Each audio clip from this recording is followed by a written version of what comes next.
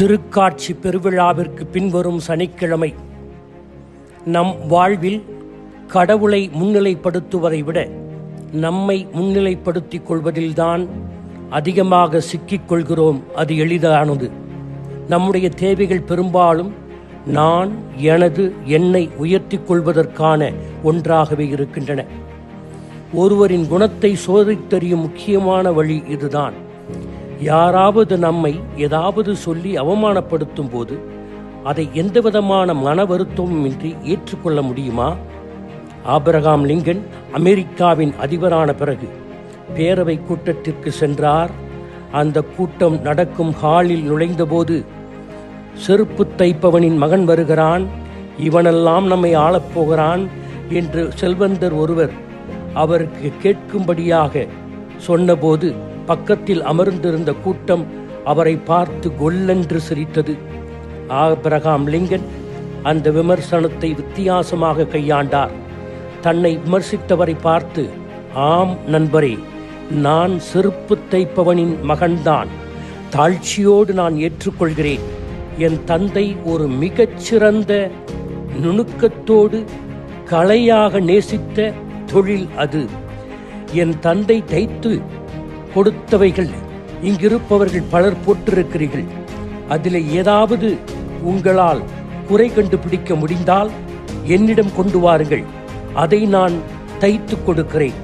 இதுவரை என் தந்தையின் கைவண்ணத்தில் செய்த எந்த செருப்பும் குறையில்லது என்று மீண்டும் திருப்பி அனுப்பப்பட்டதில்லை.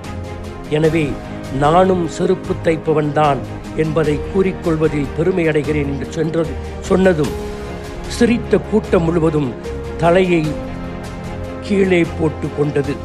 பெர்னார்ட் ஷாவை ஒருவர் ஒரு நாள் கழுதை என்று அழைத்ததை அவர் பாராட்டாகவே எடுத்துக்கொண்டார். ஏனென்றால் பெர்னார்ட் ஷா சொன்னார், கழுதையிடம் அடக்கம், ஹியூமிலிட்டி, கடின உழைப்பு, ஹார்ட்வொர்க், எளிமையான உணவில் திருப்தி அடைவது, பொதுமக்களால் குறைத்து மதிப்பிடுவது, இத்தகைய குணத்தை கொண்டிருக்கும் யாராவது அவர்களை கழுதை என்று சொன்னால் மன வருத்தம் அடைவதில்லை என்று மிக தாழ்மையோடு மகிழ்ச்சியாக பதில் தந்தார். யோவானின் சீடர்கள் கலக்கமடைகிறார்கள். யோவான் கலக்கமடையவில்லை. யோவானுடைய சீடர்கள், இதோ உம்முடைய சீடர்கள் அனைவரும் இயேசுவிடம் செல்லுகிறார்கள், அவரை பின்பற்றப் போகிறார்கள் என்று சொன்னபோது, ஆம், அவர் வளர வேண்டும், நான் குறைய வேண்டும். நான் மெசியா அல்ல, நான் அவரை பற்றி அறிவிக்க வந்தவன். நான் அவருடைய முன்னோடி. அவர்தான் மணமகன் இயேசு, மணமகள் இஸ்ரேல் மக்கள், இன்று நாம் அனைவரும்.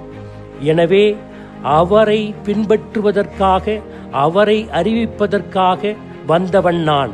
அதை முடித்துவிட்டு நான் அப்படியே மறைந்துவிட வேண்டும்.